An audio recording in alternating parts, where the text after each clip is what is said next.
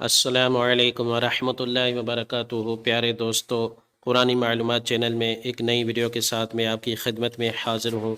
آج میں اس ویڈیو میں آپ کو بتاؤں گا شب برات کے بارے میں۔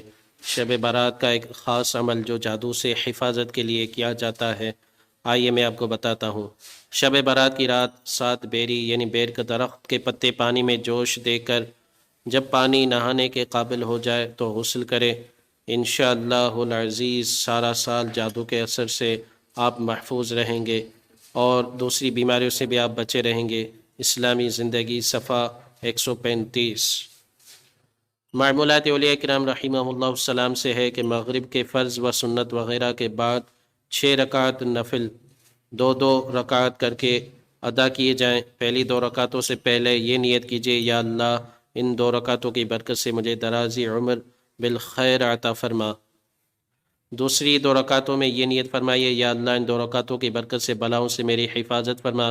تیسری 2 رکعتوں کے لیے یہ نیت کیجیے، یا اللہ ان 2 رکعتوں کی برکت سے مجھے اپنے سوا کسی کا محتاج نہ کر۔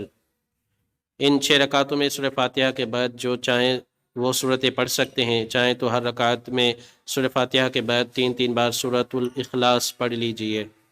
ہر 2 رکعت کے بعد 21 بار قل هو اللہ احد پوری صورت یا 1 بار سورۃ یاسین شریف پڑھیے۔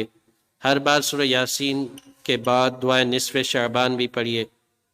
دعائے نصف شعبان آئیے میں آپ کو بتاتا ہوں۔ اللہم یا ذا المن ولا یمن علیہ، یا ذا الجلال والاکرام، یا ذا الطول والانعام، لا الہ الا انت ظہر اللاجین وجار المستجیرین وامان الخائفین۔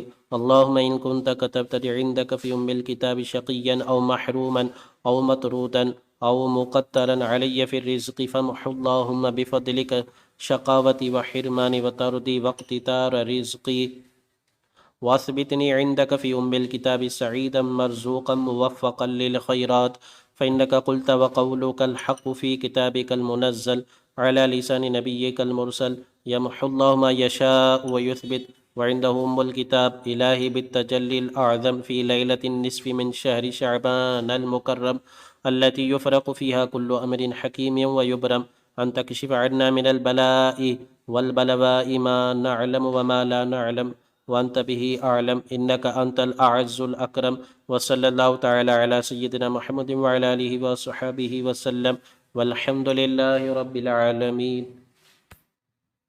پیارے دوستو، آپ کو یہ ویڈیو کیسی لگی کمنٹ میں ضرور بتائیے گا، اور میرے چینل پر اگر آپ نئے ہیں تو میرے چینل کو سبسکرائب کر دیں، بیل آئیکن دبا دیں۔ ملتے ہیں اگلی ویڈیو میں، اللہ حافظ۔